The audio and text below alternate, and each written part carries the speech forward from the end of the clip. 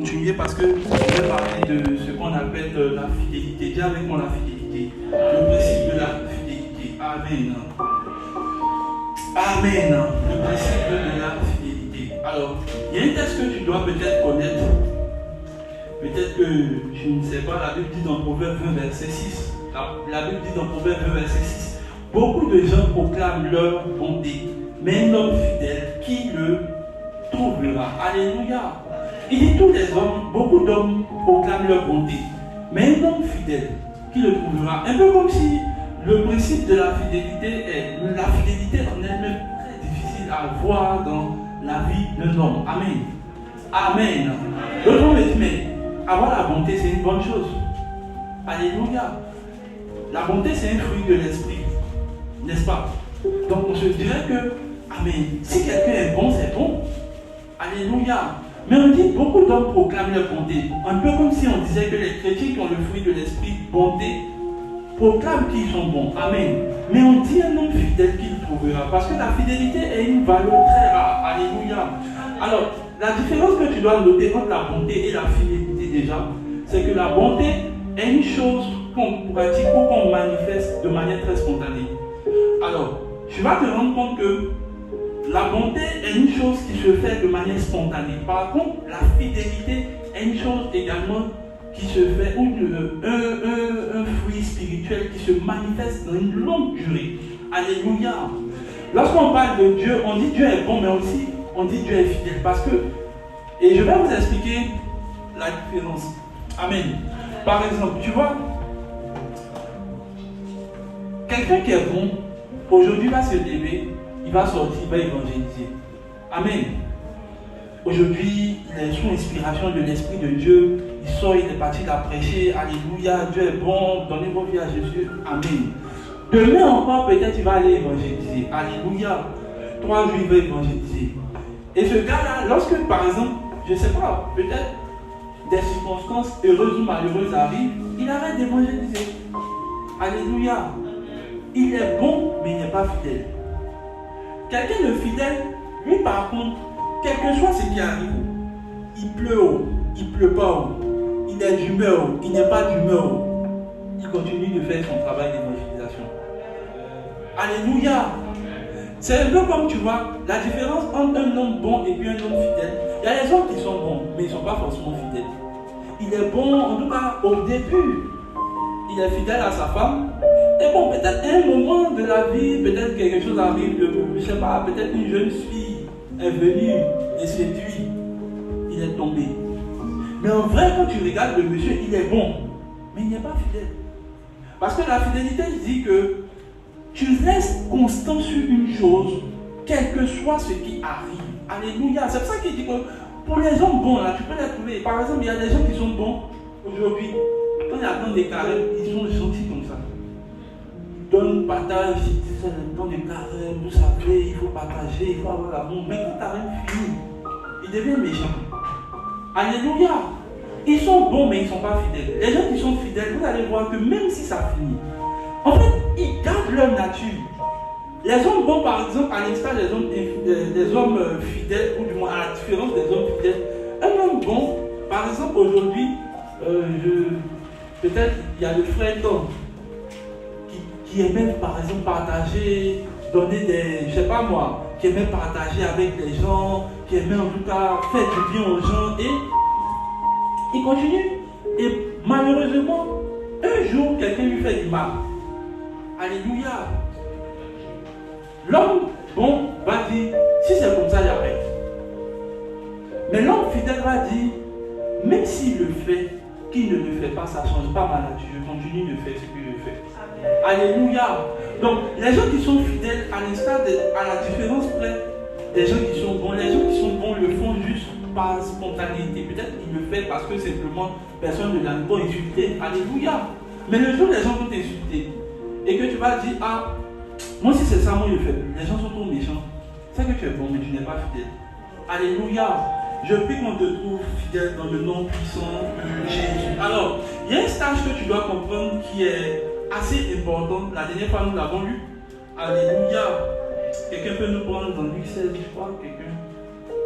On va trouver ce texte-là. Il dit, fidèle dans les petites choses, l'est aussi dans le grand. Maintenant, il y a un autre verset qui m'a vraiment... Et puis, vous savez, quand vous lisez le verset, c'est Jésus qui parle. C'est Jésus qui est en train de parler, qui est en train de donner... Si quelqu'un trouve le texte, il peut me lire. Vas-y. Il dit, celui qui est fidèle dans les moindres choses, l'est aussi dans les grandes. Et celui qui est injuste dans les moindres choses, l'est aussi dans les grandes. Un peu comme si Jésus dit, si tu commences à être infidèle dans les petites choses, là, c'est clair que dans les grandes choses, tu le seras. Alléluia. Continue. Verset 11. Maintenant, c'est la question qu'il pose. Si donc, si vous n'avez pas été fidèle dans les richesses injustes, qui vous confiera les véritables? Et si vous n'avez pas été fidèle dans ce qui est à autrui, qui vous donnera ce qui est à vous? Maintenant, la bonne question à se poser, qui donne en vrai?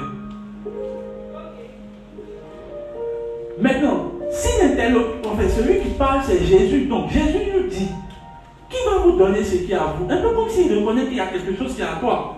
Et lui-même qui donne, lui-même se pose la question, qui va te donner? Enfin, moi, je trouve que la manière de parler de Jésus n'est pas assez correcte. Bon, nous, on lui demande, Seigneur, donne-nous des choses. Et puis lui-même qui te donne les choses, lui-même, il se pose la question, mais qui va te donner ce qui est à toi? Normalement, on sait que c'est toi qui as nous donné. Donc, si toi, tu poses la question, ça devrait nous-mêmes. Moi, en tout cas, le jour où j'ai lu le texte, j'ai dit, mais attends, Jésus, tu parles, tu t'amuses ou bien c'est clash? Peut-être c'est un clash. Moi, je suis sûr que c'est un clash. Celui à qui on demande des choses, il lui-même se pose la question, mais qui va te donner ce qui est à toi? Un peu comme si lui-même, il est stupéfait ou il est surpris de la manière dont les chrétiens ou la manière dont ceux à qui il parle réfléchissent. Alléluia. Il y a des gens actuellement là qui réfléchissent de la même manière. Et Jésus lui-même se pose la question, mais qui va te donner ce qui est à toi? Alors, c'est là que j'ai compris que lorsque Dieu s'apprête, et vous voyez, en fait, il y a un truc qui est indéniable dans le texte. Pour ceux qui ont le livre sur la foi, alléluia, est-ce que quelqu'un a le livre sur la foi? Tu sais, il y a des gens qui n'ont pas le livre, il faut regarder ton voisin, est-ce que tu as ton livre? Dans le livre sur la foi, j'explique en fait qu'il y a plusieurs textes, il y a un passage vraiment qui me plaît là, alléluia. Je vais vous lire. C'est dans 1 Corinthiens 3, verset 21 à 23. Le thème de ce chapitre-là, je crois que c'est sous-chapitre-là, c'est tout est à nous. Il dit ceci. Il dit que personne ne mette sa foi dans les hommes. Il y a des gens qui peuvent mettre leur foi dans les hommes. Quand par exemple tu crois que c'est l'homme de Dieu, s'il dit quelque chose à arriver, c'est que tu as mis ta foi en moi. Il dit que personne ne mette sa foi dans les hommes. Regarde ton voisin, que personne ne mette sa foi dans les hommes. Il dit, car tout est à vous. En fait, il parlait de cette église de Corinthe là, parce qu'eux déjà même là, ils sont en train de dire là-bas, non, moi je suis d'Apollos, moi je suis de Paul, non, ça c'est mon daddy. Non, quand mon daddy là, lui il est là, quand il est là, quand il déclare les choses, ça arrive. Donc déjà même des gens qui ont ce problème là. Et puis il dit en fait, et puis je suis sûr aussi, parce que les gens de Corinthe, quand tu regardes un peu leurs habitudes, c'était plus des gens qui étaient, ah, l'homme de Dieu n'a pas parlé sur ma vie. Alléluia. Paul dit en fait, mais pourquoi vous êtes un peu, vous savez, ça frise à du maraboutage. Un peu comme si l'homme de Dieu est là, vous venez le consulter, il lance les courriers, puis il vous donne des choses. Paul dit ceci, que personne ne mette sa foi dans les hommes, car tout est acquis. Tout est à vous. Mais tu sais, il y a quelqu'un qui a EDC qui me regarde, qui ne sait même pas que tout est à lui. Il faut regarder ton voisin. Est-ce que tu sais que tout est à toi? Maintenant, regardez, il dit quoi? Il dit tout est à vous. Soit Paul, il a dit soit Véronique. Parce que lui qui écrit, c'est Paul, hein? Il dit, mais tout est à vous, même Paul. Est-ce que tu sais que moi-même je t'appartiens?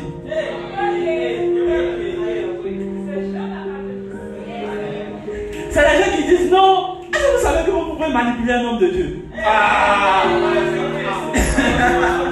Il dit, lui-même qui écrit la lettre, il dit, mais tout est à vous. Même Paul, il dit soit Paul, soit Apollos, soit Céphas, parlons de Pierre. Il dit soit le monde. L'argent, c'est dans le monde, non? Non, c'est pas à moi.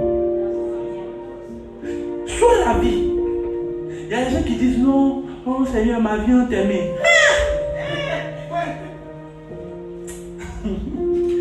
Faut regarder ton voisin. Regarde ton voisin. Tu dis ta vie est aimée de qui? En fait, je suis sûr que Dieu regarde les gens et puis il dit, mais votre vie est terminée. Et puis ils disent, quoi qu'il advienne, ce que Dieu va dire, c'est ce qui va arriver. Est-ce que vous savez que dans ce genre de réflexion, il y a des chrétiens qui sont morts dans des accidents? Si votre vie est entre les mains de Dieu, vous pose la question, pourquoi les gens meurent dans l'accident étant chrétiens? Ce n'est pas la responsabilité de Dieu, hein. C'est votre responsabilité de maintenir votre vie. La Bible dit ceci maintenant, que tu ignores. La vie et la mort sont au pouvoir de Dieu. Non, il ne faut pas dire ça vite. La vie et la mort sont au pouvoir de Dieu. C'est ce que vous dites. Et si tout de suite il dit que non, ça dépend de quand je vais mourir, ils vont me regarder. Tout ça, ça dépend de Dieu. Amen, amen. Ok, on lit encore le texte. Soit la vie, soit la mort. Il y a des gens qui disent non, la mort peut te surprendre. Bon, je ne sais pas pour toi, hein, mais je vais t'expliquer quelque chose. C'est écrit dans le livre ici. Vous savez que si la mort surprend quelqu'un, c'est qu'il n'est pas né de nouveau. Oui. Vous savez, j'ai lu la Bible. Le premier personnage qui m'a intrigué, c'est Moïse. On commence d'abord avec Aaron. Aaron finit de pécher. Et puis Dieu lui dit, il dit à Moïse, dis à Aaron qu'aujourd'hui, il doit mourir. Rendez-vous, on va faire son enterrement. Moïse, le juif doit mourir. Dieu dit, bon, on se croise au mont Nebo, c'est ton jour. Et même Jésus, quand on voulait tuer Jésus, Jésus dit non, c'est pas aujourd'hui mon jour. Le Fils de l'homme sait qu'il va mourir. L'homme de Dieu, Paul, lui aussi, il savait le jour qu'il va mourir. Il dit, j'ai combattu le bon combat. La couronne de roi m'est réservée. Il y a des gens même actuellement, ils ne savent même pas s'ils vont aller au ciel. Ils se disent, bon, c'est qu'il y a surtout des bons de Dieu. Donc, attends, tu penses qu'on va arriver au ciel? Surprise!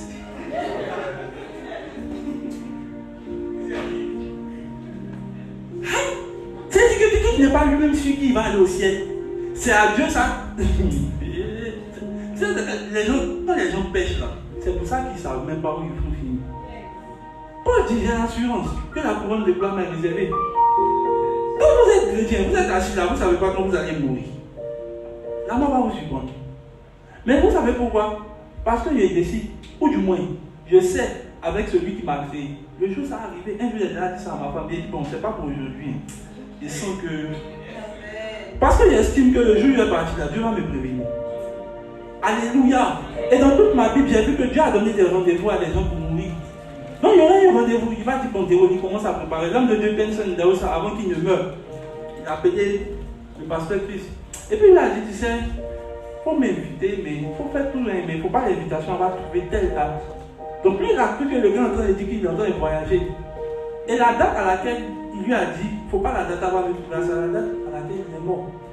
Et tout le monde savait que, et tout le monde était autour de lui, il dit bon, il est parti, il commençait à faire des trucs. Il a préparé ces choses, et puis il est parti. Mais vous savez pourquoi? Parce que même la mort nous appartient. Bon, tu vois, ton voisin ne veut pas dire amen. Hein? Il ne veut pas dire amen. Il dit soit les choses présentes, soit les choses à venir. Maintenant, regardez pourquoi il dit cela. Il dit tout est à vous. Maintenant, pourquoi tout est à nous? Et vous êtes à Christ. Et Christ est à Dieu. Tu sais pourquoi on est? Tout ça, ça nous appartient. Si ça appartient à Christ, ça m'appartient. Et parce que je suis en Christ, tout m'appartient. Alléluia. Ça c'est l'évangile qu'on ne vous prêche pas. Votre évangile là, donne-moi. Maintenant, regardez. Dieu dit tout est à nous. On est d'accord. Maintenant, Jésus lui-même se pose la question. Qui va te donner ce qui est à toi? Donc, je ne crois pas que... En vrai, je ne crois pas que ton travail, c'est entre mes mains. Il y a juste une action que tu dois poser, ou du moins comprendre, qui fait que tu obtiens ces choses. Jésus te dit maintenant, la première chose qu'il doit faire pour te donner ce qui est à toi, il vérifie deux choses. Je l'ai dit la dernière fois, la première chose, il vérifie si tu es fidèle dans les petites choses. Parce que quand il regarde ta manière de gérer les petites choses, ça lui détermine s'il peut t'en confier les grandes. Alléluia. Quelqu'un qui dit qu'il veut devenir ministre, et puis il veut servir Dieu. Dieu commence à regarder comment il réagit en allant à l'école et en étant fidèle à l'église. Si quelqu'un lui-même là, imaginez un peu, tu n'arrives pas à prier, tu es encore au lycée, bon même pas au lycée, mais tu es encore étudiant. Tu n'arrives pas à prier, tu n'arrives pas à lire, tu n'arrives pas à bien venir à l'église même. Dieu est-il assez bête pour toi te faire ministre? Jamais.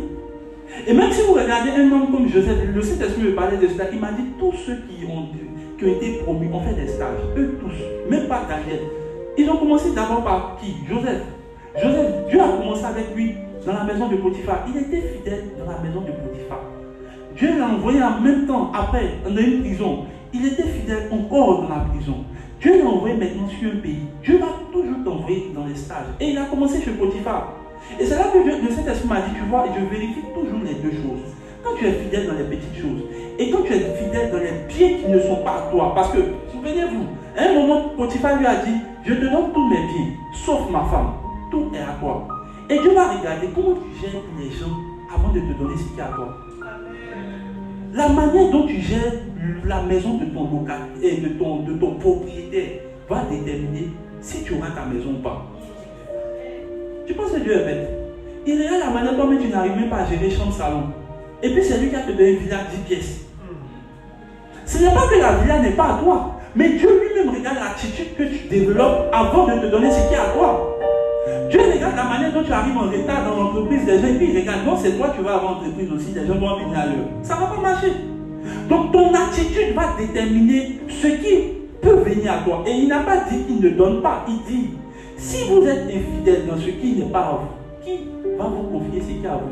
C'est un peu comme si lorsque vous vous fournissez la preuve à Dieu que vous êtes éligible pour ce que vous demandez, la chose là vient naturellement à vous. Il n'y a même pas besoin de prier. Alléluia. Il n'a pas dit de prier pour ce qui est à vous. On dit, on commence d'abord.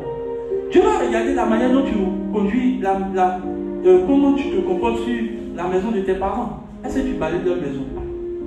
On dit qu'il faut balayer, tu te fâches. Il faut laver, tu te fâches. Et puis toi, c'est là, tout ça va finir quand il va y avoir ma maison, tu n'auras rien.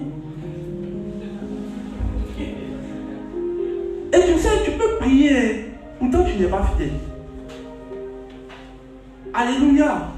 Dieu te confie le business de quelqu'un, il faut bien gérer. Comme ce n'est pas ton business, tu ne t'occupes pas bien de ça. Et puis toi, tu pries, tu viens à EDC, tu es en train de déclarer, cette année, mon business, ça ne va pas marcher. Frère, ça ne va pas marcher.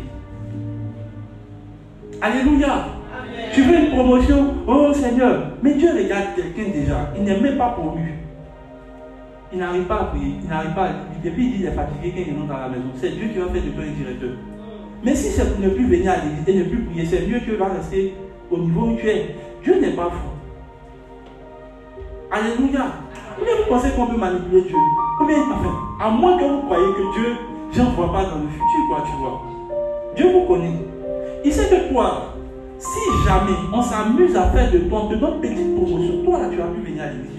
Tu dis que non, tu es en voyage, c'est-à-dire que, tu vois, la dernière fois, je parlais avec mon fils qui nous expliquait son témoignage la dernière fois.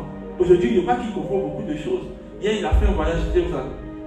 Yamsoko, il est revenu à 1h. Il lui a dit, si tu ne peux pas fournir des preuves à Dieu, parce qu'il était revenu, il dit, non, c'est du travail. Il dit, petit, si tu continues ça, ça ne va pas t'envoyer non. Parce que c'est un peu comme si tu disais à Dieu, attends, Seigneur, il n'y a pas le temps. Oh, Dieu t'a pas encore promu. Hein. Donc c'est Dieu qui a fait, tu as voyagé, puis tu as pu venir à l'église. Mais qui est fou? Jamais. Et lui-même, il est là, il peut vous rendre le témoignage. Je n'ai même pas eu à prier pour lui. Il a dit, si tu n'arrives pas à te démontrer. Et un jour, il est venu, il était tout malade. Il a dit, non, mais tu as venu, montre à Dieu que tu peux le faire. Oui. Ce n'est pas la seule promotion, d'autres viennent en parler. Et c'est même pas parce que je prie pour lui, mais je regarde la trajectoire de ce que Dieu dit. Si quelqu'un ne peut pas se lever, prendre des médicaments, se battre pour venir à l'église, il est rentré peut-être à quelle heure? Peut-être très tardivement. Mais il est venu au culte. Il y a d'autres qui vont dire, ah Seigneur, je suis fatigué, c'est le voyage. Ah bon? Et c'est Dieu qui va te regarder comme ça pour venir dire non, c'est à elle là. Non, mais jamais. Alléluia. Bientôt, je dois effectuer un voyage pour aller en Europe. Je vais tout, mon programme.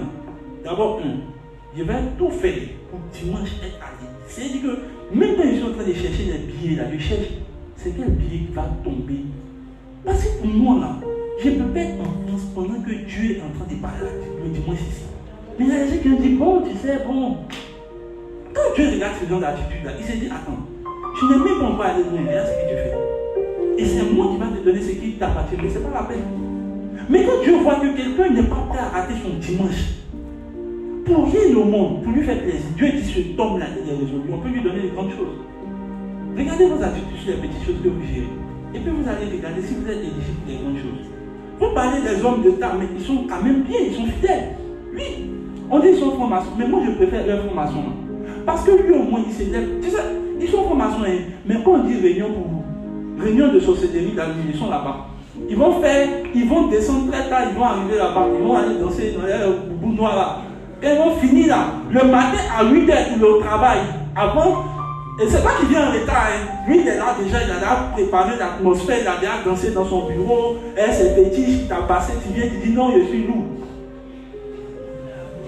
Quand on va dire telle chose, ils vont partir. Tu vas regarder les musulmans, même quand on dit l'heure de la prière, ils sont là-bas. Mais comment vous-même vous regardez des gens qui sont autant d'aujourd'hui? Même quand il y a réunion, ils ne vont pas laisser leur prière pour réunion. Il y a des chrétiens qui peuvent faire ça. Soyez quand même, je ne sais pas comment expliquer, soyez vrai avec vous. Moi j'ai vu des directeurs musulmans, quand c'est l'heure, récemment on était en train de faire 16 heures, ils sont descendus. Ah monsieur le directeur, on va descendre, on va laisser leur prière. Ils sont partis. Les chrétiens. Papa, bon, comme on a réunion dimanche là, pardon, il faut laisser culte, on va. Tu vois, quand Dieu regarde de telles choses là, Dieu ne croit pas que tu es éligible à la promotion. Et je ne suis même pas en train de vouloir prier, je regarde juste ce que Jésus a dit. Il dit, qui va vous donner? Maintenant, si toi tu crois qu'il est beaucoup plus intelligent que Jésus, qu'il lui-même te donne les choses, mais il y aura un problème. Commence à traiter cette question de fidélité. Est-ce que tu es fidèle dans les petites choses? Déjà, même où tu es là, dans ta partie position, est-ce que tu es fidèle? Quelqu'un ne peut pas être fidèle dans 10 000 100 francs. C'est Dieu qui va te donner 1 million. C'est pas vrai. Est-ce que vous savez qu'il y a des gens même pour enlever? Non, mais ça c'est petit. C'est petit, on ne peut pas donner 100 francs à Dieu. Si tu ne peux pas être fidèle à 100 francs, c'est pas 100 millions que tu pourrais être fidèle. Croyez-moi. Alléluia. Moi, quand j'ai commencé à enlever des dîmes là, je ne donnais pas. Les dîmes n'étaient pas beaucoup. Souvent, même c'est en pièces. Bon, heureusement, maintenant, il y a payé des 500. Mais on enlevait. Parce que pour moi, je dis, si tu peux voler du 100 francs, c'est grave, tu peux voler du 100 000. La preuve même, c'est qu'il y a des gens aujourd'hui dans les salles. C'est-à-dire pour t'asseoir pour dire c'est Dieu, ça c'est pour toi. Ils volent Dieu. Comment tu voles Dieu et puis tu espères que Dieu va te donner ce qui est à toi? Moi, je crois qu'il y a des gens qui sont courageux quand même, mais ils volent Dieu. C'est-à-dire, un moment, non, je suis sûr que les enfants d'Israël faisaient tellement ça. Dieu dit, vous me volez. Moi, tu me voles. C'est imagine, Dieu dit, pitié, tu me voles. Ah, moi Dieu, tu me voles. Miséricorde, Seigneur. Ils n'ont pas l'argent pour donner offrande, mais ils ont l'argent pour acheter du ça.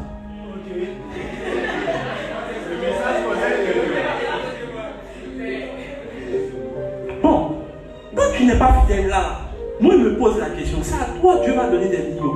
Jamais. Il y a des choses pour lesquelles vous ne priez plus. Tant que vous devenez fidèle dans les moindres choses. Alléluia. Alléluia. Moi aujourd'hui ça m'a dit, d'ici là la théorie tu as commencé. Regardez par exemple, il y a des gens, je sais qu'ils ne vont jamais aller plus loin que ce que Dieu. Même si Dieu a la volonté, ils ne pourront pas aller loin. Quelqu'un déjà, il ne peut pas apprendre à se contenir sexuellement parlant. Il ne peut pas aller loin. Alléluia.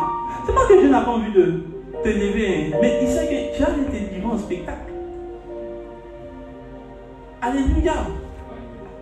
Tu n'as même pas encore commencé à travailler. Toi, tu tires les filles. C'est Dieu qui n'a qu'à faire en sorte que tu puisses arriver, je ne sais pas, tu as des ministres, et puis maintenant on apprend un scandale sur toi. C'est pas vrai. Alléluia. Alléluia. Il faut apprendre la fidélité maintenant. Il faut apprendre la fidélité quand? Maintenant. Je te vois être fidèle dans les moindres choses, dans le nom de Jésus. La deuxième chose que je veux que tu apprennes. Donc là, je veux t'apprendre une chose que tu dois retenir. Ce que tu dois retenir, il faut commencer à... Il faut être sérieux dans les petits détails. Quand aujourd'hui tu n'es pas en train de lire ta Bible, et puis tu dis Seigneur, je vais devenir grand directeur. Pose-toi la question, attends, je n'ai même pas encore commencé à être directeur. Il n'arrive même pas. Mon Seigneur, il faut que tu travailles ça. C'est quand tu as fini le stage là et tu es bon dedans, Dieu dit il est éligible maintenant pour ce qu'il demande. Alléluia. Moi je me souviens que quand j'étais encore en cité, je vous avance ce témoin. Un jour j'étais encore en cité. Quand j'ai commencé à ne plus dormir sérieusement, j'étais assis et j'ai dit attends. Tu n'es pas pasteur, tu dors comme ça. Dieu n'a pas te donné des âmes. Mais, toi-même, je ne sais pas, tu imagines ton pasteur dort, tu dors, ton pasteur dort. Qui protège qui? Qui prie pour qui? Et puis Dieu m'a dit ceci. Dieu m'a dit ceci à cette époque. Il m'a dit, tu n'auras pas d'âme à la mesure que tu ne donnes pas les preuves que toi, on peut te confier des gens. Et c'est vrai, moi je sais comment il faut gagner les âmes. Je vous assure. Dieu m'a dit, donc, toi tu veux quoi? Tu vas être pasteur qui dort jusqu'à 10 heures. Et c'est moi, je suis fou, j'ai donné mon sang, j'ai donné mes enfants, tu vas aller dormir à 10 heures. Et puis tu as dit, je chasse un esprit de paresse. Aïe! Et à un moment, j'ai remarqué que Dieu a arrêté. C'est quand j'ai commencé à lui fournir les preuves, j'ai dit, Seigneur, je suis sérieux. Maintenant, là, je ne dors plus. Je vais commencer à lire ma vie, je vais étudier, je vais faire tout ce qu'il faut. Mais il faut que tu voies en moi quelqu'un qui est assez fiable, que tu me confies des âmes. Oui. Alléluia. Et non, je suis fatigué. Moi, même si tu veux, il y a qui au travail, il a fait ce qu'il a fait pour Dieu. Parce que si déjà, j'ai dit, Seigneur, bon, tu sais, elle le travail, je suis fatigué, je n'arrive pas à bien servir. Dieu m'a dit, tu dis que tu voulais devenir quoi, ministre? Là, déjà, tu ne peux pas. C'est pour ça qu'il y a des gens qui disent, non, mais est-ce qu'avec le travail et puis servir Dieu, ça te fatigue? Moi. Il faut regarder moi. Il était fatigué. Vous n'avez aucune idée. Souvent, je quitte au travail à des heures tardives, je viens m'asseoir. Il est en train d'écrire des brouillés, sommeil, je suis là, il dit, pasteur, dis-toi, là, non. Je me suis réveillé. Je me suis lavé 2 fois. Je me suis la vérité, je me suis lavé 2 fois. Je me suis assis, j'ai écrit.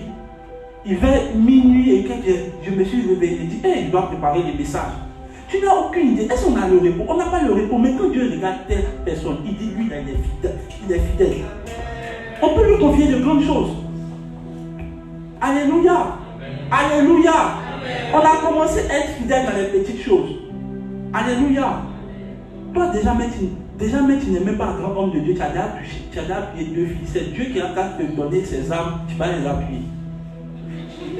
Sois sérieux. Dieu ne vous donne que les choses à la mesure de votre fidélité. Écoutez-moi bien, je pense qu'il y a des gens qui ne vont pas aller plus loin que ce qu'ils imaginaient. En fait, vous n'allez rien obtenir de Dieu tant que vous ne lui fournissez pas les preuves que ce que vous dites là, on peut vous confier. Alléluia. Alléluia. Alléluia. Je vois des choses qui viennent à toi dans le nom de Jésus. Non, moi je n'arrive pas à travailler sous pression. Donc c'est Dieu qui n'a... Parce que tu sais, quand tu es en train de dire ça, moi il y a pitié pour toi. Il n'arrive pas à travailler sous pression. Donc tu espères que Dieu te donne une promotion sans pression. Non, je te pose la question. Mais quand Dieu regarde ce que tu es en train de faire actuellement, tu n'es pas en train de lui fournir des preuves. Il dit c'est pas la peine. Alléluia, c'est pas la peine. Il y a des gens ici qui ont montré à Dieu qu'ils ne peuvent même pas être directeurs.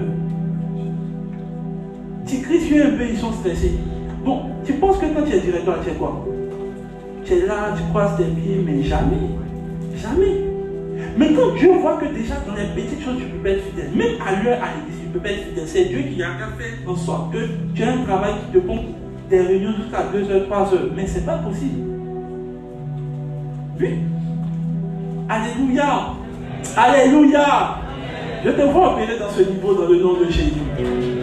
La deuxième chose, deuxième loi. Tiens avec moi, deuxième loi.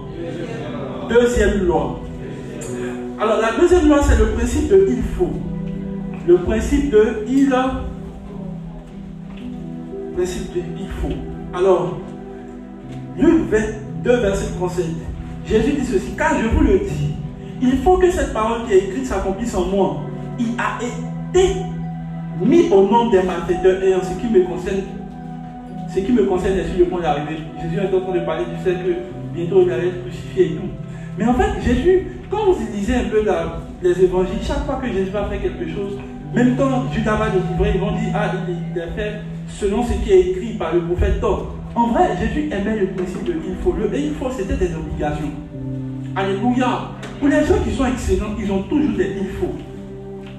Amen. Même parlant du principe de la fidélité sur les petites choses, j'ai fait un peu le parcours de recherche le milliardaire d'un côté, vous savez qu'il a travaillé beaucoup pour ses oncles, pour un de ses oncles, avant même d'avoir son entreprise. Est-ce que vous savez ça? Il n'y a aucun des grands hommes que vous allez voir qui n'a pas commencé à travailler pour quelqu'un. C'est pas vrai. Vous travaillez pour quelqu'un qui vont vous montrer leur niveau de fidélité, Dieu va leur donner ce qui est leur matière. Le deuxième truc, c'est que il faut. Les il faut sont comme des obligations, des masses. Les Anglais aiment dire, je ne sais pas, c'est masse d'où, mais quoi. C'est des obligations. C'est-à-dire que ça, je dois faire. Alléluia. C'est pas vrai. Quand Jésus dit il faut que le Fils de l'homme meure, c'est pas comme s'il a dit bon, c'est un choix, c'est optionnel. Genre, peut-être ça peut arriver, peut-être ça peut ne pas arriver. Il dit il faut, c'est une obligation. Alléluia. En fait, il faut vous conditionne à faire ce que vous devez faire. Quand ça arrive, là, je dois faire. Alléluia. Il y a des gens qui n'ont pas de il faut. Regarde ton voisin, il faut lui demander est-ce que tu as eu il faut. Alléluia. Alléluia. Alléluia. Il faut que je dorme à telle heure. Quand ça arrive là, tu dis l'homme, le fils de l'homme, ou la fille de l'homme, alléluia, doit dormir à 22 heures. Tu sais, les il faut de Jésus, ce n'était pas des il faut qu'on pouvait déplacer. Genre par exemple, si tu arrives, un jour on dit, ah Jésus, on veut faire de toi un roi. Jésus dit, il faut que le fils de l'homme meure. En fait, c'est un peu comme si les il faut là, ça bloque ou ça conditionne ta vie en fait. Les il faut en fait sont comme des principes. Alléluia. Que vous vous fixez. Pour ne même pas vous-même sortir. Par exemple, moi j'ai des il faut. Alléluia. Je peux dire par exemple, il faut que si à partir de 10 000, tout montant qui vient, il ne va plus dedans. C'est un peu comme si ça me bloque, ça me conditionne. Alléluia. Ça fait que par exemple, je ne peux pas faire des dépenses qui vont excéder ça. J'ai pris juste un exemple. Mais les il faut en fait vous donne des limites. Vous donne des valeurs, vous donne comme des barrières en fait. Alléluia. Jésus dit il faut que le Fils de l'homme meure à Jérusalem. Bon, il ne va même pas. C'est-à-dire que tu ne vas pas voir Jésus en train de se promener peut-être vers Turquie. Alléluia. Tu ne vas pas voir Jésus dire bon, comme le Fils de l'homme, bon c'est vrai, il faut même bon peut-être, je vais faire juste un petit voyage en France. Même pas. Alléluia. Et quand Jésus savait exactement où il devait mourir, il s'amusait à tourner dans les péripéties d'Israël. Pour ceux qui ne savent pas, quand on lisait la vie de Jésus, Jésus ne s'est pas trop promené. Il était aux alentours d'Israël. Parce qu'il y a il faut qui le conditionne. Les il faut en fait sont des choses que vous-même vous définissez, qui finissent par devenir comme une valeur, qui finissent par déterminer où vous êtes, quand vous êtes. Alléluia. Il y a des gens qui n'ont pas de principe. C'est-à-dire qu'ils n'ont pas de il faut. Le il faut en fait là, ça te conditionne. Quand Jésus dit il faut que le Fils de l'homme fasse tant, il faut que. Tu as l'impression que pour tout Jésus a un il faut. Le il faut est une obligation. C'est ce que Jésus dit en fait, j'ai une obligation de respecter ce il faut. Que tu le veuilles ou pas, ça je vais respecter. Alléluia. Vous savez, les gens qui ne sont pas excellents n'ont pas de il faut. Ils n'ont pas d'obligation eux-mêmes qui les contraignent à faire ce qu'ils disent. Alléluia. Alléluia. Alléluia. Amen. Les il faut vous envoie non seulement à vous contraindre vous-même à respecter ce que vous dites, enfin vous communiquez, mais également renvoie l'information aux autres pour dire on ne peut pas me déplacer en dehors de cette bonne. Alléluia. Vous savez même, j'ai suivi le documentaire de ce grand Africain de drogue là, on l'appelle Pablo Escobar. Lui il a des il faut. Lui, tu l'as menti une fois. Il s'est dit que tu peux lui mentir deux fois que tu as. Il n'a pas à faire de non, c'est une erreur. Lui, et puis ils ont des valeurs. Eux là, c'est la fidélité. Et puis bon, je ne sais pas, ils sont dans le mal et puis ils sont dans les bons trucs. On ne ment pas dans leur club. Et c'est pas comment expliquer. Tu vends drogue et puis tu ne veux pas qu'on mente. C'est-à-dire que pour eux, c'est sacré. Tu dépasses cette bonne là. Pour lui, il n'y a plus dedans. Les il faut en fait là, vous devez avoir chaque il faut. Il faut que je dorme à telle heure. Et quand ça arrive là, c'est-à-dire que, excusez, par exemple, il y a, comment on appelle ça l'homme de Dieu Yonggi Cho, qui a la plus grande église au monde, qui a l'une des plus grandes églises au monde, et jusqu'à présent encore. Alléluia. Lui, il a beaucoup de il faut. Hein. L'homme de Dieu, Bishop Dan, il est arrivé chez eux. Il était avec les pasteurs et tout, ils se sont assis, ils étaient en train de manger. Il dit vers 19h, ils étaient en train de manger, papoter, tout ça, vers 19h, il voit le pasteur se lève, finit de manger, il a salué et puis il monte. Donc en fait, lui dans sa tête, il est monté et puis il va revenir. Alléluia. Dans 1 heure, il ne voit pas. 2 heures, il ne voit pas. Dis-nous, nos gars, sur un jeune homme, et le pasteur, il est parti dormir. Nous, on est quittés dans nos pays, on est venus, on a assis dans les. Tu ne dis pas que tu es dans ce. Donc, il dit ça, il peut le choquer, quoi. Comment il peut les laisser? Et puis, lui, il s'en va dormir. Donc, le lendemain, il voit le pasteur, et puis il dit, pasteur, moi, je ne sais pas pour quelque chose, j'ai fait rien avec. Nous, on était à table, et puis on m'a dit que tu es parti dormir. Il dit, oui, je suis parti dormir. Et à partir de 20 h, je dois dormir. Alléluia. Et puis il a donné une citation. Il dit, si tu veux voir si ton pasteur, tu dois pas regarder à quelle heure il dort. Et il a dit, à partir de 20 h, je dois dormir. Je dois me réveiller généralement à 3 h, 3 ou 4 h, je sais plus trop. Et il dit, j'ai 100 noms pour lesquels je dois prier avant 7 h.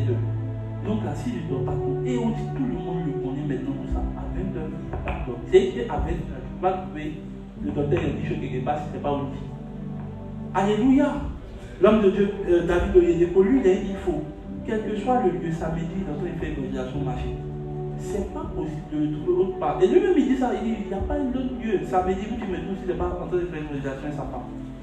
Un jour, il est arrivé, regarde, il a fini de faire l'évangélisation de croisade. Ils ont fini la croisade, il était avec Dr Mensa. Et puis, ils étaient arrivés dans un hôtel luxueux. C'est vraiment la dernière génération, c'est étoile. Et lui, il avait la dernière suite. Ils sont arrivés, dès qu'il finit, il s'asseye à une certaine heure où il doit descendre pour manger. Voir le bishop et il dit, ouais, c'est la question de parti. Il dit, ah papa, tu t'en vas.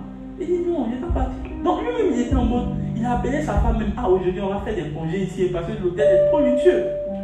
Et puis le bishop a dit, demain là, je dois être pour ma chère, ma femme. On a déjà l'habitude d'évangéliser chaque samedi. Puis c'est là-bas, ils m'ont fait. Il dit, comment toi, tu laisses l'hôtel 5 étoiles pour aller au marché? Moi, si c'est moi, en tout cas, même moi, si c'est moi, il a appelé ma femme chérie, allez là, il y a bon plan. Viens se reposer pour une semaine comme ça. Oui! Mais il faut, c'est des engagements, c'est des obligations. Et ça fait que, en fait, vous voyez, comme je le disais, ça le conditionne quelque part à un certain moment. Et tout le monde aujourd'hui sait où on le retrouve. Alléluia! Il faut que toi-même tu sois un homme d'engagement. C'est qu'il faut avoir des il faut que tant, il faut que tant. Il faut que la fille de l'homme dorme à telle heure. Il faut que la fille de l'homme, on ne touche pas son lit. En fait, ça va définir. Et vous savez, les mystiques ont ce genre de choses. C'est ce qu'ils appellent chez eux généralement des totems. Par exemple, on dit faites tout mais ma chambre, on ne touche pas. En fait, ça l'est anodin. Mais je vous explique que le diable prend les mêmes choses et il les recopie chez lui. Alléluia. Ils vont faire isoler un totem. On ne touche pas tant, on ne touche pas tant. Toi, femme, et toi. En fait, ils ont des trucs. Et quand on dit, il y a un certain bouddha là, lui, en tout cas, quand il donne l'argent, ça ne va pas revenir dans sa poche. C'est son il faut. Alléluia. Et toi, est-ce que tu as des il faut? Alléluia. Alléluia. Alléluia. Que Dieu t'accorde ces il faut dans le nom de Jésus. Donc, toi-même, il faut définir selon tes valeurs, selon ce que tu vas devenir. Alléluia. Ce que tu veux, selon les valeurs. Amen. Amen. Amen. Une autre des clés, c'est ce que j'appelle le principe de voir la fin avant le début. Amen. J'avais pour voir la fin avant le début.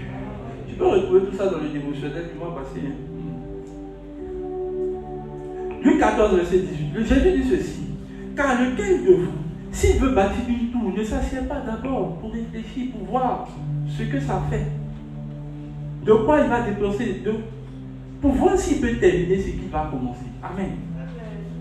Lequel de vous, s'il veut bâtir une tour, ne s'assied d'abord pour calculer la dépense et voir s'il a de quoi la terminer. Amen. Donc Jésus dit ceci. Avant même de commencer quelque chose là, tu dois pouvoir calculer dans ta tête pour voir si tu peux terminer. La plupart du temps, vous savez, ce que vous commencez que vous ne terminez pas prouve que vous n'avez pas assez réfléchi sur ça. Amen. Et là, Jésus est en train de parler du fait que tu dois le suivre. Donc les gens venaient suivre Jésus. Et puis Jésus dit non, si vous ne pouvez pas renoncer à telle, vous pouvez être mes disciples. Jésus parlait de cela. Et puis après il dit, mais oh, en fait, moi j'étais un peu hystérique parce que j'ai dit, mais normalement Jésus doit aider les gens à pouvoir t'accepter. Jésus n'était pas pressé. Jésus dit, attendez d'abord. Il faut réfléchir. Il faut réfléchir d'abord. C'est pourquoi il y a des gens qui ne terminent pas leur marche avec Dieu. Ils n'ont pas réfléchi. On a prêché. Donc ta vie à Jésus, fais, non, sinon tu iras en enfer. Donc par peur, ils ont dit, bon, ce qui est Dieu attend à accepter. Mais tu n'étais pas assis pour réfléchir. Alléluia. Vois la fin avant le début. Ça veut dire quoi? Tu t'assois et puis tu calcules ce que tu vas mettre dedans avant de commencer. Alléluia. Il y a des gens qui commencent à s'entreprendre sous le coup de tête. Paf, je commence. Mais tu ne t'assieds pas d'abord pour réfléchir, pour voir, est-ce que quand j'ai commencé là, je peux terminer ce que j'ai commencé? Il dit, lequel d'entre vous, lorsqu'il va s'asseoir, pour commencer à construire une maison, ne s'assoit pas d'abord pour réfléchir, pour voir s'il a l'argent pour terminer ce qu'il a commencé. Alléluia. Tu vois les entreprises aujourd'hui comme Nestlé qui ont 200 ans, 300 ans. Quand tu t'assois, tu regardes leur histoire. Ce sont des entreprises, quand ils se sont assis là, ils ont réfléchi à comment et ceux qui vont commencer là, est-ce qu'ils peuvent terminer? Est-ce que ça peut durer dans le temps? Je crois que EDC va faire 200 ans. Amen. Les églises, par exemple, méthodistes, je les aime bien parce que, par exemple, ce sont des églises, mais vous savez, leur leader aussi était un homme méthodique. J'ai vu que quand ton leader est intelligent, ton église va aller loin. C'est vrai. John Wesley avait une stratégie impressionnante que j'ai vu j'ai dit, mais attends, je comprends pourquoi l'église ne peut jamais mourir. Ça ne peut jamais mourir. Croyez-moi, ça ne peut pas mourir. Eux ont appliqué la loi de la vérité depuis le début. Mais en fait, avant de commencer là, le gars s'est assis, ses frères, ils ont réfléchi l'église. Est-ce que si on a commencé aujourd'hui là, si nous on meurt, est-ce qu'on peut continuer? Ils ont commencé à faire, à un moment, ils disent, bon, on va commencer à regarder, mettre des valeurs. Ils ont commencé à faire ce qu'ils ont fait sortir des gloires à Dieu. Les gloires à Dieu, ils ont commencé à réfléchir sur ce qu'on appelle les réseaux d'église. C'est eux qui ont commencé à faire le réseau d'église. Et puis ils se sont dit, bon, comment? Écoutez, des gens qui ont réfléchi comme ça, et puis ils se sont dit, est-ce qu'on peut commencer? Même vous voyez par exemple, pourquoi les gens n'arrivent plus à prier au bout d'un moment? En fait, ils ne réfléchissent pas. Excusez-moi du terme, mais c'est vrai, ils ne réfléchissent pas. Tu es en vacances actuellement. Actuellement, tu es en vacances. Tu te réveilles le matin, tu n'as rien à faire, tu peux faire 2 heures de prière, 1 heure de méditation, ou même 3 heures de méditation. Tu es en vacances, frère, tu es en vacances. Il faut regarder ton voisin, il faut lui dire que tu es en vacances. Et lui, il ne sait pas, comme il voit qu'il peut, ce qu'il fait, bon, à partir d'aujourd'hui, je prends un engagement avec Dieu. Chaque jour, j'ai 2 heures de prière. Dieu lui met des gars, dit petit, calme-toi. Calme-toi. Mais le problème, c'est qu'il ne s'est pas assis pour réfléchir. Et le jour, maintenant, je vais aller à l'école. Et le jour, par exemple, il y aura des circonstances, par exemple, qui peuvent m'empêcher de pouvoir prier à 7 heures. Donc, quand quelqu'un réfléchit, là, il s'assoit et puis il dit, là, peut-être c'est pas ici en vacances. Et s'il commence à travailler, souvent, moi, mon école, on ne finit pas tôt. Le temps, ils ont prêté le bus, ils sont venus à la maison, ils étaient à 22h, 23h. Et puis, c'est eux-mêmes, ils mettent leur heure. Ils disent, mais rendez-vous à Dieu 20h. Est-ce que tu connais Abidjan? Tu es en vacances, tu dis ça. Et puis maintenant, te voilà, tu es à 20h, tu es dans le bus, dans l'embouteillage. Tu rentres à la maison, il est 22h, tu es fatigué, tu dors. Et puis, tu culpabilises. Non, il se plaît, je ne sais plus, je n'arrive plus à honorer mes engagements. Et Dieu, mais qui t'a dit d'aller mettre là-bas 22h? On s'assoit et puis on réfléchit. On regarde. Bon, peut-être aujourd'hui, moi aujourd'hui, je sais quelle heure m'arrange pour prier. Et j'ai défini. J'ai dit ça là, c'est mon heure. Et il respecte. Pourquoi? Vous savez pourquoi je suis allé dans le respect? Parce que j'ai regardé toutes les éventualités mauvaises qui peuvent arriver. Et puis je dis, quand je regarde ça, je pense que si je mets à cette heure là, c'est mieux.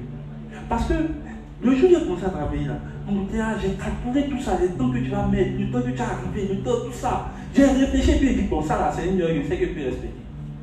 Mais quand tu n'as pas réfléchi, tu as commencé sans réfléchir, au bout d'un moment, tu vas arrêter. Et c'est comme ça que plusieurs d'entre vous ont perdu leur vie de prière, de méditation, parce qu'en fait, ils n'ont jamais pris un engagement avec beaucoup de réflexion. Alléluia. Alléluia. Même les gens ont commencé les coupes sans réfléchir. Je vous ai expliqué ça. Tu n'as pas assez pour calculer. Le gars là, même s'il veut voyager, c'est 2 ans après, il te dit va aller au Canada et puis il te dit ah bon, si moi j'aimerais là, si tu ne me suis pas, c'est bon. Hein. Vous allez devoir arrêter. Pourquoi? Parce que vous n'avez pas réfléchi dès le départ. Donc, dans ce principe, en fait, voir la fin avant le début. Et je vous l'explique parce que Dieu est excellent. Vous allez remarquer que quand Dieu va commencer quelque chose avec Moïse, ou bien même tous les gens de la foi, Dieu leur montre la fin avant de commencer. Amen. Je parle de ça dans ce livre de la foi. Alors, je pense que si tu n'as pas ce livre-là, ça me fait mal pour toi. Vois la fin avant le début. Dieu commence d'abord avec Abraham. Il lui dit, voici, je te donnerai telle chose. En fait, tant que tu ne vois pas la fin, tu n'es pas stimulé. Vous savez, je crois une chose. Quand quelqu'un me dit qu'il a la foi, je regarde s'il a vu la fin. Parce que c'est la fin qui nous détermine la motivation que tu auras à continuer. Quand tu ne vois pas la fin d'une chose, là, tu n'es pas trop stimulé. C'est pour cela que quand Dieu commence la foi, il dit je te ferai tant. Et maintenant, il dit à condition que tu me suives. Donc quand Dieu commence la foi avec Abraham, il ne lui dit pas Abraham, suis-moi seulement. Il dit je ferai de toi ça, ça, ça. Et quand Abraham voit que c'est stimulant, il l'engage le combat. Quand Dieu commence avec Paul, Dieu lui montre déjà ce à quoi il dit je ferai de toi telle chose. Tu vas impacter les nations. Paul voit et puis il dit c'est intéressant, ok, je te suis. Vous savez pourquoi vous ne pouvez pas continuer la foi? Si Dieu ne vous montre pas la fin, vous ne pouvez pas être stimulé à continuer. Les gens qui disent je suis découragé, c'est pas que tu ne vois pas la fin. Nous on a vu la fin, on sait que c'est intéressant. Ah, David a vu la fin, il savait que c'était intéressant. Il dit bon, si c'est pour ce combat-là, moi je suis prêt. Alléluia. Alléluia. Il y a des choses, j'ai compris que Dieu utilise la fin pour nous stimuler. Quand tu arrives à avoir une fin, tu es tranquille. J'ai déjà vu la fin des ETC. Oui, je suis en train de parler à quelqu'un. J'ai déjà vu la fin. Et ça me stimule. Ça veut que même s'il y a des choses qui arrivent, qui sont difficiles, je peux rester faible. Parce que je vois la fin. Vous savez, quand vous êtes derrière un film et puis vous avez commencé à terminer, vous êtes serré. C'est les voisins qui sont en train de crier. Ça veut dire, calme. On voit la fin. Ça veut dire que la fin te rend serré. C'est pour cela que les gens qui ont la foi, j'ai expliqué ça dans le livre là. Dieu leur montre la fin. Et c'est la fin qu'ils regardent. C'est pour ça qu'il dit, j'ai beaucoup, il dit, comment on appelle Jésus dans le consommateur, il dit, ayez vos regards fixés sur le rémunérateur de votre foi. Dans une autre version, il dit, ayez le regard sur la fin, celui qui consomme, celui qui finalise notre foi. Nous, on n'a pas le regard sur ce qu'on traverse, nous avons le regard sur la fin. Alléluia. Alléluia. Amen. 0 en classe, il y a ça, il y a la fin. C'est pour ça que quand je commence mon année, il y a toujours, avant que je commence, je donne un conseil aux étudiants. Avant de commencer mon année, avant de commencer l'année scolaire, il y a une première année que moi je commence, c'est l'année spirituelle de la rentrée. C'est personnel. Je suis assis, il m'assoit et puis Dieu veut pas. Dieu dit, bon, cette année-là, voilà, la fin va valider. Bon, donc aujourd'hui, là, prépare-toi. Frère, même si il y a 0 en pleine année, c'est pas mon problème. Parce que Dieu ne peut pas me dire que je vais finir et puis yes. En fait, pour moi, même si on calcule 0 dans ma moyenne, ça fait qu'il est passé. Donc je suis serré. Donc déjà, quand tu ne vois pas la fin, on te donne 0, tu dis, mais ça fait que, je pense qu'il a redoublé. Mais tu n'as pas vu la fin. Les hommes spirituels voient la fin et ils sont stimulés. Alléluia. Mais quand tu ne vois pas la fin, tu trembles. Je prie que Dieu te donne de voir la fin. Je prie que Dieu te donne de voir la fin. Je prie que Dieu te donne de voir la fin. Amen. Tu verras la fin. Tu verras la fin. Tu auras une bonne fille. Je parle de toi. Tu auras une bonne fille. Toi aussi. Ouais. Ce matin, on peut prophétiser un peu. Bon, il reste aussi. Alléluia. Alléluia. Il y a un autre principe que tu devras connaître, le principe de la loi de la bonne réputation. Est-ce que je parle à quelqu'un? La loi de la bonne réputation. Ecclésiaste 7, verset 1. Une bonne réputation vaut mieux que le bon parfum. Parfums sont bons. Il m'a dit une bonne réputation est beaucoup préférable qu'un bon parfum. Ça ne dépend pas de comment tu te parfumes, ça dépend de la réputation qui te suit. Alors, l'une des choses que vous devez comprendre ou réaliser, c'est que les choses qui importent Dieu, ce n'est pas en fait l'apparence, c'est la réputation derrière la personne. La Bible parle de Jésus, on dit sa renommée se répandait de ville en ville. Alléluia.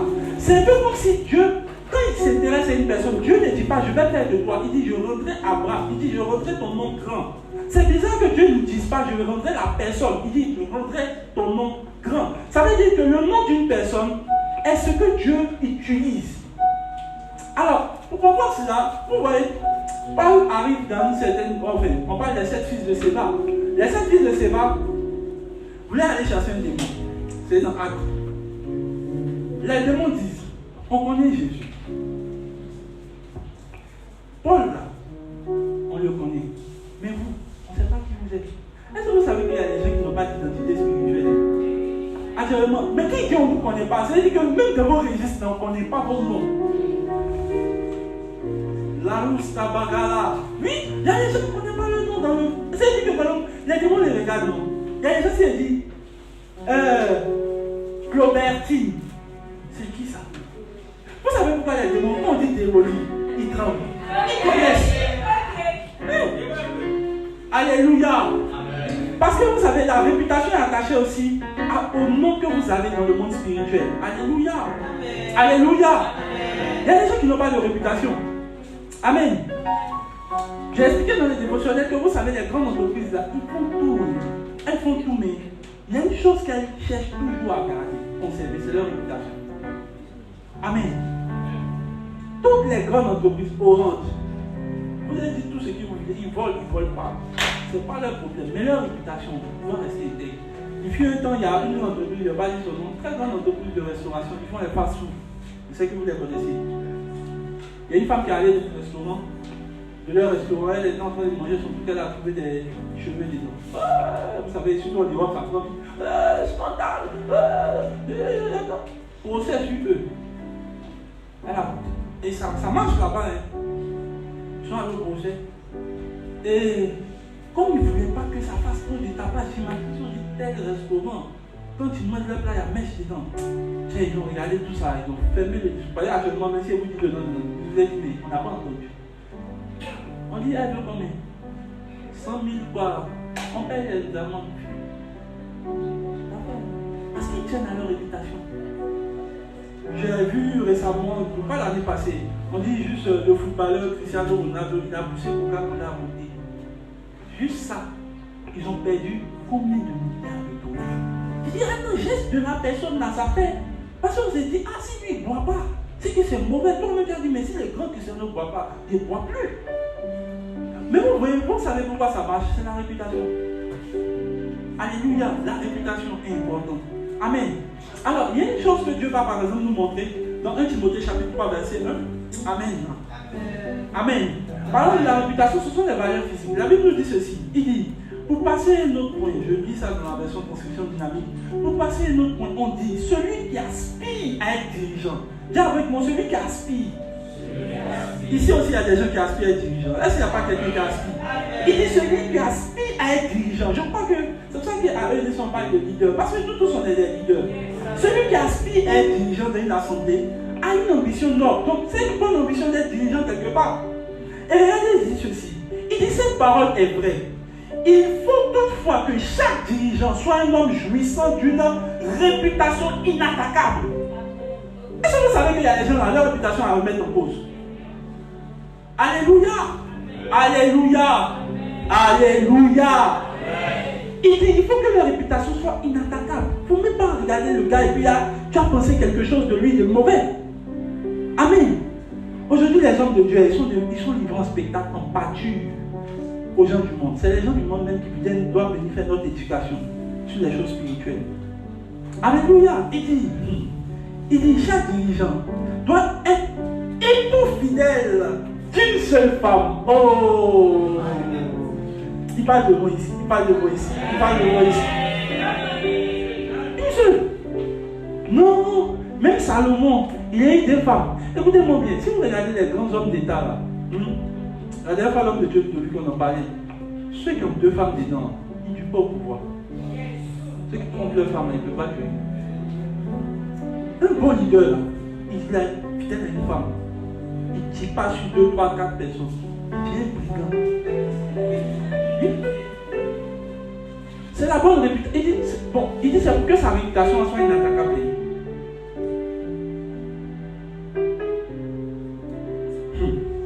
Est-ce que je peux prêcher? Il dit, il doit être sérieux. Il y a des gens qui ne sont pas sérieux. C'est tout ça la réputation. Est-ce que quand tu regardes, tu es sérieux? Est-ce que tu représentes bien Dieu au quartier? Tu représentes bien Dieu à la maison, dans ton école? Alléluia! Les gens ne sont pas sérieux. Tu les regardes, mais tu ne sais même pas s'ils sont chrétiens, ils ne sont pas chrétiens. C'est rien de sérieux. Et ta réputation, Dieu te regarde et dit, toi, tu n'as pas une bonne réputation. Alléluia! Il dit quoi? Réfléchis. Discret. Est-ce que tu es discret? Toute ta vie est sur statut. Ce que tu manges à midi, on connaît. Le soir, on connaît. Où tu es, on connaît. Tous les versets que tu lis, on connaît. Tu ne peux pas être leader. Tu ne peux pas. Dieu dit, si tu veux être dirigeant, là, voilà ce que tu dois savoir au sujet de ta réputation. Tu dois être quoi? discret. Tu connais les enfants du président. Tu les connais. Tu sais où ils mangent. Tu sais qu'est-ce qu'il fait. Où il achète ses lapins, c'est rien. Parce que, écoutez-moi bien, la réputation d'un leader se cache dans sa discrétion. Le moins tu en sais sur moi, le plus je deviens mystérieux pour toi et le plus je peux te diriger. Vous savez pourquoi les gens ne vous respectent pas? On vous connaît. Parle partout. Dis n'importe quoi. Toute ta vie est comme un livret. Ils ont juste à prendre le livret. Il y a des gens même là, quand on les regarde, on dit regarde bien, il arrive bien. Attendez, il est provoqué. Dès qu'on dit ça, il dit hey! On dit, il t'a dit non, on va t'amuser. Mais si les gens peuvent deviner comment tu réagis, c'est que tu n'as plus toi-même de personnalité. Discret. Bavarder sur les réseaux sociaux, là. Ça prouve que tu peux perdre du bien. C'est ça que moi, je m'interroge. Des hommes de Dieu qui sont tous les jours sur les Facebook, quand ils font les lives. Partagez, mettez les cœurs. Donc, toute la journée, tu es sur Facebook en train de parler. Tu as quel moment pour prier? Tu as quel moment pour étudier? Je ne suis pas contre les réseaux sociaux. C'est vrai que c'est un bon moyen. Mais il y en a d'autres, la vraie. Matin, midi, soir, ils sont dessus. Tiens. Il doit être pour toi, maître de lui-même. Il doit pouvoir se maîtriser, maître de lui-même, touche deux dimensions. Physique, il doit pouvoir se contenir et puis être calme. Dès qu'on t'appuie un peu, oui, tu commences à te fâcher. Aïe. Imaginez un peu, vous mettez David dans l'église, assis quelque part. Hey, Bouddha, hey. Il ne sait pas. Ma femme me connaît, elle sait qu'il n'écrit pas. Il n'écrit pas. Parce que j'ai compris que si tu veux être dirigeant, tu dois être calme. Il y a des gens qui ne peuvent pas. Écoutez-moi bien. Si vous voulez faire des affaires, puis vous n'arrivez pas à le mettre, vous ne pouvez pas faire des affaires. Parce que les gens ne vont pas venir regarder. Il y a des gens même à te demandent s'ils ont cerveau ou bien ils ont autre chose dans leur tête. Ils vont venir te parler. Et toi, tu te fâches vite. On ne me parle pas comme ça. Hein. C'est pas parce qu'il était bon que tu as mis. Et puis, il va aller dire là-bas sur Facebook. Lui là, son entreprise n'est pas bonne. Qui paye? C'est toi. Parce que tu n'arrives pas à te mettre de toi-même. Les gens qui ont gros cœur, ils ne peuvent pas faire business. Il ne faut pas se mentir. Il faut venir à l'église, on va t'enseigner comment avoir la maîtrise de soi et puis tu vas aller commencer des business. Les gens qui ne peuvent pas se contenir sexuellement ne peuvent pas aller loin. Vous savez, en France, il y a un homme qu'on appelle DSK. Il a eu sur cette histoire. Aujourd'hui, il ne peut même plus se présenter sur la scène politique. Parce que ce sont les gens, ils sont un peu frivoles, les gens de femmes. Les gens, lui là, c'est son problème. Ils ont attendu les temps d'élection. Change la nôtre prophétie. Ils ont attendu de voir que les élections se présentent. Et qu'est-ce qu'ils ont fait? Ils ont pris une femme. Ils ont réussi à la voir, ils ont réussi à le filmer. Et sa carrière est volée. Parti en l'air. Parce qu'on sait que toi, ton problème là, c'est ça. Alléluia. Ce que je veux vous comprendre, c'est quoi? Quelqu'un qui n'est pas maître de lui-même, pas dirigeant, dont la réputation impose que tu sois maître de toi-même. Tu penses que c'est pas quand les gens parlent. Souvent, vous avez. Les gens savent que tu es pasteur, ils pensent ça pour souvent t'attacher, te taquiner. Oui. D'autres même exagèrent dessus. Mais tu dois être pour toi. Parce que c'est ça, non? Je souris. Même si c'est qui dit m'énerve, je souris. Tout le monde me connaît ici. Je suis une des personnes un peu hypocrite. Je peux rire, mais je suis fâché. Je dois te mettre de moi-même. Alléluia. Qui sait de quoi je parle? Bon, voilà, ils ont levé la main. Je souris et puis ça va. Mais je suis fâché, très très fâché. Mais je dois te mettre de moi-même. Alléluia. Non. Viens, c'est pas là maintenant. On ne peut même pas aller à ouvrir ça. Et puis tu es pasteur.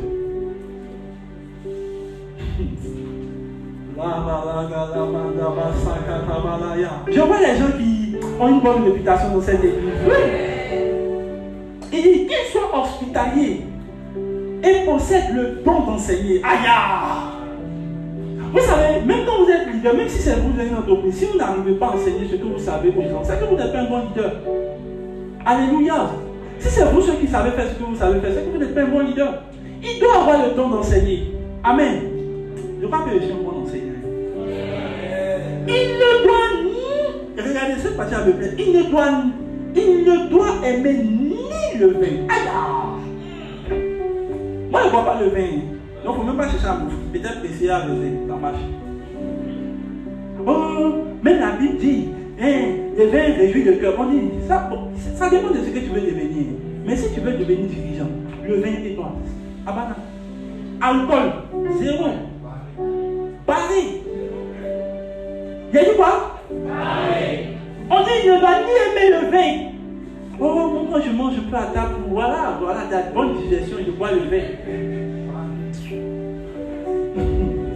On dit, tu es charnel. Il ne doit ni aimer le vin, ni les querelles. Il ne doit pas aimer les palabres. Tu vois, non? Les gens qui ont une bonne réputation ne sont pas parables. Il faut qu'on vous dise la vérité. Les gens n'ont pas un bon nom. Tu vas dans des entreprises, souvent même tu arrives, même dans leur propre maison. Les gens les craignent. Ils n'aiment pas là. Tu es chrétien, tu n'aimes pas là.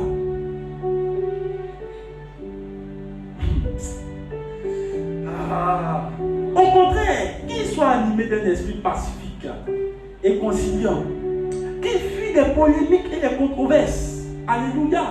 Qu'il fuit les polémiques, c'est quoi? Tout ce qui se dit, les bérets. Tu dois fuir ça. Ça ne va pas t'intéresser. Alléluia. Vous pensez que les hommes d'affaires, tu as attrapé le tu as entendu parler de nos problèmes, de Emma l'Ouest. Qui est Emma l'Ouest? Même je vous assure, je ne pense pas que le président connaisse certaines personnes dans le pays. Il est conscient de ce qu'il doit faire. Ce matin, va venir regarder des amis de première rue. Alléluia. Alléluia. J'ai rien contre la soeur. J'ai dit juste ça comme ça. C'est elle qui connaît. Vous ne connaissez pas quelqu'un. Mais il n'a pas le temps. Pourquoi? Parce qu'ils sont concentrés. On dit qu'ils ne doivent même pas s'amuser aux polémiques. Souvent, je suis écœuré. Moi, je dis cela. Parce que quand les gens vont parler, je dis bon, ils vont dire non, ce sont les appelés, ce sont les ouvriers. La Bible ne nous dit pas ça ici. Un homme de Dieu qui est dans tous les affairages. Et puis les gens aussi sont là-bas. Est-ce que l'église là, c'est sur Facebook? On dit d'utiliser ça comme un moyen, donc c'est devenu église maintenant. On vient balader. Droba a mal tiré. Pasteur fait maintenant enseignement. Comment le titre du Droba? Je ne sais pas. C'est quoi ça? C'est quoi ça? Je vous assure, pendant la campagne, je vous dis la vérité, même un match, c'est pareil. Je vous dis la vérité, c'est quand ils vont au restaurant, même que les gens mettent, ils n'ont pas le temps pour ça. C'est quoi mon appel? Dieu m'a pas appelé à être commentateur footballistique. C'est de la déconcentration. Il dit qu'il ne doit même pas de gros polémiques et controverses. Alléluia. Que Dieu te donne la bonne réputation. Dans le nom puissant de Jésus. Dans le nom puissant de Jésus. Amen. Amen. Je vais aller encore sur un autre principe que tu dois comprendre. Allez. Amen. Le principe de faire au-delà de ce qu'on peut. Le principe de faire au-delà de ce qu'on peut. Palier 11. Pour le dévotionnel, c'est écrit ici. Il dit de même, celui qui avait reçu les 2 talents pour gagner 2 autres, celui qui avait reçu qu'un alla faire un creux dans la terre et calcula l'argent de son maître. C'est dans Matthieu 25, verset 17 à 18. Vous pouvez lire Matthieu verset 15. Alors, ce qui est expliqué ici, c'est la parabole des talents. Si vous lisez bien la parabole des talents, c'est une parabole un peu assez étrange. Pourquoi? Le maître, en fait, il vient, il remet les talents, il dit rien, et puis il s'en va. Alléluia. Et on est d'accord qu'il n'a rien dit. Il a donné, il est parti. Il n'a aucunement mis une instruction, dit non, tu fais ça, non. Il a fini de la vie. À toi d'utiliser ta tête pour savoir ce qu'il veut. Alors, dans le principe de faire au-delà de ce qu'on peut, en fait, on ne te dit pas que tu dois faire. En fait, ta compréhension te permet de comprendre que ce que je fais là, c'est ce qu'on m'a dit, mais je dois un peu faire mieux. Vous savez, nos parents font ça souvent. Ils veulent que tu fasses quelque chose, ils ne te disent pas forcément. Ils te regardent et puis ils te disent ah, qu'est-ce que tu. Quand il revient, la maison la belle propre. Mais à toi de comprendre que leur maison belle propre, là, tu dois aller dans la chambre, tu dois. Ils vont balayer la maison, ils vont rentrer. Tu n'as même pas lavé la maison, mais tu n'as même pas nettoyé. Pourquoi la maison n'est pas nettoyée? Allez, pour eux là. Et le lit, est-ce que tu as fait? Pour là, le simple fait que tu n'as pas fait le lit, c'est dire que tu n'as pas balayé toute la maison. Tu n'as pas rendu la maison propre. Amen. Amen. Et pourquoi? Parce que simplement, dans le principe de. Plutôt, comment on appelle ça? Dans le principe de faire au-delà, on ne te dit pas quelque chose. C'est toi qui dois comprendre que tu dois faire un peu plus mieux. Alors, il y a beaucoup de chrétiens, même quand tu leur demandes quelque chose, ils ne se limitent qu'à ça. Ils se limitaient à ce qu'il sait. Il dit, ah moi je sais que tu es méchant, toi ton affaire là, ça ne reste pas à l'étranger. Bon bref, il a regardé les talents et puis il n'a rien fait. Est-ce que vous savez que même on peut vous donner un travail à l'école, on peut te donner une exposé. C'est vrai que ton prof t'a pas dit non, il faut bien mettre les fleurs, il faut bien faire. Frère, fais au-delà. Alléluia. Tu vas voir que tu vas sortir du lot. Il va dire non, il y a une exposé là. Oh, les gars, ils ont tellement bien fait. Il a donné 18. Moi-même, c'est vrai que, écoutez-moi bien, moi c'est toujours des faveurs comme ça que les gens disait qu'on est à l'école là. Bah, tu écris juste que je vais les c'est pas grave. Ça fait la différence. Alléluia. Alléluia. Amen. Alléluia. Amen. Ce qu'on t'a demandé là, c'est vrai. Mais il faut faire un peu plus. David est devenu l'homme selon le cœur de Dieu. Pourquoi? Parce que simplement David a fait quelque chose que Dieu ne lui a pas demandé qu'il voulait. Alléluia. Amen. En fait, Dieu ne lui a pas dit qu'il voulait une maison. Mais le jour où David s'est assis, il dit bon, moi-même j'ai tout. Et puis Dieu lui-même l'a mis d'un petit peu. Il faut que je fasse une maison pour Dieu. Et la Bible dit ceci. Dieu dit, David, moi tu me fais une maison, j'ai heureux ça et là dans le désert. C'est un peu comme si Dieu dit, il voulait ça toujours, mais il n'avait pas la force de le dire à quelqu'un. Il fallait juste quelqu'un qui allait savoir que non, Dieu doit avoir besoin de ça pour que je fasse. Dans ce principe-là, vous devez aller un peu plus au-delà de ce que vous faites. Quand on vous donne de faire la cuisine, ils disent, ah, ce qu'il y a chez moi est préparé. Moi, même il y a les gens même là, tu sens qu'ils ne sont pas excellents. Ils viennent, tu as préparé, tu déposes. Moi, ce qu'il y a chez moi est préparé, si tu ne veux pas manger, tu déposes pour et puis tu t'en vas. Pourquoi tu ne peux pas faire un peu plus mieux? Tu vas mettre là, tu mets comment on appelle ça? Tu mets les couverts, tu mets les fourchettes. Regarde, tu as dit, oh, ce qu'il y a chez moi, ils ne m'ont pas demandé ça. Frère, c'est vrai qu'on ne t'a pas demandé. Mais c'est ces choses-là qui font que les gens sont excellents. Alléluia. On peut prendre ton téléphone et puis on va mettre dans le carton comme ça. Mais regardez comment les cartons dans lesquels on met les téléphones sont soignés. Carton des iPhone, moi j'ai dit, tu investis. Non, le carton est cher. Est-ce que vous savez que le carton est très cher? Le carton, vous ne savez pas si vous connaissez pas. On peut vendre. Regardez les cartons des iPhone. Quand on met ton téléphone, 5 ans après, le carton est. On doit utiliser des matières très chères. C'est ça qui fait que le téléphone est cher aussi. Même le chargeur. Mais écoutez, il y a quelqu'un qui va faire en Côte d'Ivoire. Carton. C'est pour aller au ciel. Bien sûr. Moi j'ai mis mon téléphone déjà de mon frère. Et puis voilà. C'est vrai qu'on ne t'a pas demandé, mais tu peux faire un peu plus mieux. Ton patron t'a demandé quelque chose. Moi quand mon patron m'a demandé, il fait toujours. Il est impressionné, il dit voilà. Et puis lui-même il dit, ce petit là, les petits trucs pour me blaguer, c'est comme ça. Il dit c'est du Sofiola, il dit c'est pas grave. Il met les guides, PowerPoint là, tu as l'impression que tu es au paradis, il y a les fleurs partout. C'est bon. On ne m'a pas demandé ça. Je peux faire un truc bon. C'est qu'il y a sur moi, il a mis les informations qu'on m'a demandé. On ne m'a pas demandé plus que ça. Mais c'est ce qui fait que tu es attrayant aux gens. Quand les gens te voient, ils disent lui, on lui fait confiance. Parce qu'il fait toujours au-delà. Et c'est ce que le mec va lui demander. Il va lui dire, mais c'est pas parce qu'il ne t'a pas dit que tu ne dois pas faire. Parce que les gens qui sont excellents, ils font toujours un peu plus que ce qu'on leur demande. Alléluia. Alléluia. Alléluia. Amen. Tu dois faire plus que ce qu'on te dit. Je parle de toi, au travail. Ça va te donner de pouvoir sortir du lot. C'est vrai qu'il y a des gens qui se disent non, mais je parle pour toi. Il y a des gens qui disent non, mais oui, ils n'ont pas assez. Moi, ce qui est chez moi, il fait aussi qu'on m'a demandé. Moi, le reste, ça c'est pas mon problème. C'est vrai, c'est pas le cas. Mais tu sais, ça te profiterait plus. Ça te profiterait plus. Je parle pour toi. Et je prie dans le nom de Jésus que Dieu t'accorde cette grâce. Par l'excellence. Je parle pour elle, mais aussi je parle pour toi. Alléluia. Alléluia. Dans le nom de Jésus, je prie que Dieu t'accorde cette grâce. Amen. Alors, le dernier principe. J'espère que je pourrai vous donner le dernier principe. Amen. Amen. C'est être responsable. Non, je vais parler de cela. Savoir ce que l'on veut. Parler chaque.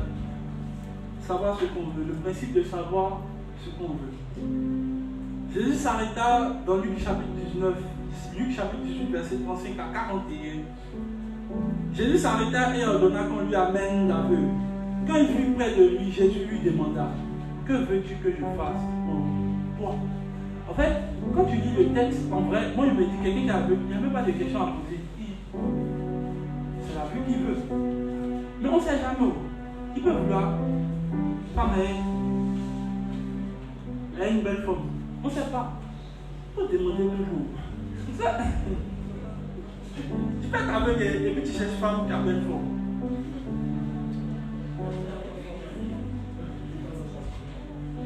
Non, mais moi, un jour, je suis vu un autre qui était, je crois que c'était, il me demande que veux-tu que je fasse pour toi. Même pas, tu peux crier, Jésus dit que veux-tu que je fasse. En fait, chaque fois, j'ai l'impression que Jésus fait exprès. Et puis même souvent, il dit, fils de l'homme, je veux voir. Et puis j'ai dit, que veux que je fasse. Parce qu'en fait, vous savez, quand les gens qui ne sont pas excellents, tu les croises, ils ne savent pas ce qu'ils veulent. Amen. Amen. Amen. Amen. Preuve de ce que j'ai dit. Je vais vous montrer la preuve. Je vais vous montrer la preuve. Bon, il ne faut pas les gens me regarder. Je vais juste prendre un exemple. Alléluia. Amen. Ça va? Ça va bien, n'est-ce pas? Il ne faut pas avoir peur de ces questions. Bien juste prier, il y aurait pu prendre n'importe qui. Ça va? Dis-moi une chose, si Dieu vient te voir aujourd'hui, je te demande qu'est-ce que tu peux pas faire. J'allais répondre quoi? Tu vas aller au paradis. Elle a résumé. C'est compliqué. Elle a peur. Viens prendre qui? Il y a un qui va arriver sur moi. Je vais arriver sur toi. Alléluia. Bon, toi. Elle a fini de regarder, voilà, il va arriver sur toi. Amen. Une seule chose. C'est que Dieu te demande de quoi? Une seule chose. Tu as beaucoup d'argent. Elle est au moins un peu concrète. Mais, est-ce que vous savez qu'elle n'a rien dit? Elle ne sait pas ce qu'elle veut. Tu veux beaucoup d'argent? Ok. Donnez-lui 2000 peut-être. C'est beaucoup d'argent, hein? Non, mais pourquoi tu dis que c'est pas beaucoup d'argent? C'est une très forte somme, hein? Très forte somme. En septembre, il a fait, c'est une très forte somme. Alors, vous savez pourquoi? Parce qu'en fait, en général, il y en a d'autres même qui sont un peu plus. Ça dépend de quel domaine. Tu ne sais toujours pas ce que tu veux. Vous voyez, quand Dieu parle à Salomon, il dit, dis-moi, qu'est-ce que tu veux que je fasse? Salomon a réfléchi. Hein? Et puis il dit, je veux la salaire tous les jours. Parce qu'il savait une chose. La cause, si elle demande à la jeune soeur, tu vas avoir beaucoup d'argent. Maintenant, regardez, comment? Comment tu vas avoir beaucoup d'argent? Ah! Elle dit quoi? Hein? En travaillant. Ah! Donc tu vois, elle devrait demander plutôt quoi? Elle ne sait pas ce qu'elle veut. Ok. En vrai, c'est ça en fait. Et même encore, je vais lui demander quelque chose de précis. Je ne parle comme si j'étais Dieu. Je veux qu'il travaille. Combien de temps de voilà, vas-y, parle. C'est tout comme les gens ils posent.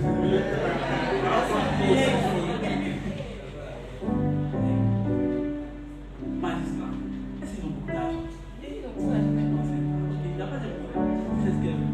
Donc vous voyez, au lieu de demander la chose que Dieu lui trouve essentielle, elle demande autre chose qui n'a rien à voir avec ce qu'elle veut. Et tu vois, la plupart du temps, les chrétiens, ou du moins les gens qui sont excellents, savent très bien ce qu'ils veulent. Beaucoup d'argent, ça veut rien dire. Salomon a compris une chose, je suis roi. Je veux être prospère. Je veux que quand je sois au pouvoir, tout le monde puisse être en paix. Je veux que tout le monde prospère. Ben, écoute, il aurait pu dire tout ça dans une formule. Bon Seigneur, tu sais, moi maintenant je veux la paix. Il dit, il a compris une chose. La Bible dit que celui qui possède la sagesse, possède l'or, il possède aussi quoi? Les plus grandes paix. Parce que la sagesse a plus de valeur que les paix de l'argent. Il a compris ça. Il a compris que la Bible dit que lorsque l'homme s'est au pouvoir, tout le pays en paix. Il a compris ça. Alors qu'est-ce qu'il demande? Il demande la seule chose dont il aura besoin, qui va permettre de pouvoir avoir tout ce qu'il veut. La jeune soeur, je lui dirais même une chose que je veux pour toi. Je te parle. Elle ne sait même pas pourquoi je suis tombé sur elle. Et qui ce matin veut prophétiser? Bon, les gens ne vont pas te faire. Ce que Dieu veut pour toi, c'est la sagesse. Amen. Il veut la sagesse. Et Dieu me parlait de toi tout de suite. Pendant que je parlais, Dieu me dit qu'il va te donner une grande capacité. Et ça, ce n'est pas, peut-être les autres peuvent confirmer, mais elle est très ouverte d'esprit. Et ce n'est pas seulement même dans les choses de l'école, même dans les choses de la vie. Que cette ouverture de l'esprit te donne le pouvoir accéder à Amen. Moi, je ne te vois pas seulement magistrat. Je te vois aussi dans d'autres choses. Bon, les autres, les mondes, c'est pas vrai. Amen. Amen. Amen. Reçois cette grâce dans le nom de Jésus. Amen. Amen. Amen. Bon, il y a des gens qui disent, hé, pasteur, arrive sur moi. Je vais arriver sur moi. C'est pas grave. Alléluia. Alléluia. Nous allons te tenir debout. Tu vas te tenir debout et on va prier le Seigneur.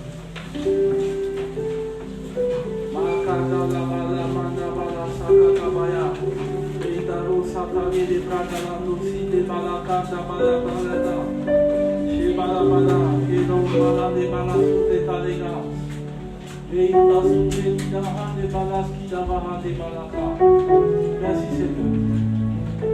La jeune sœur, tu sais qu'elle est là, ça va? Elle te suit au ciel. Elle m'empêche de parler. Je vais prier pour toi. Amen. Tu sais, Dieu est en train de me parler d'une chose qui demande beaucoup d'assurance. Ça te parle, non? Moi, tu veux pas. Je doute beaucoup de toi. Et ce n'est pas seulement le manque d'assurance. Ça également affecte ta propre santé. Amen. La Bible dit ce qui je redoute, c'est ce qui m'arrive. Tu vas te rendre compte que ce n'est pas un esprit, c'est toi-même qui, avec les gens de pensée que tu as, en train d'attirer les choses à toi. Et Dieu me dit de prier pour toi. Sinon, une grande oppression du diable, au péché de rentrer dans cette situation. Je prie que Dieu t'accorde cette grâce.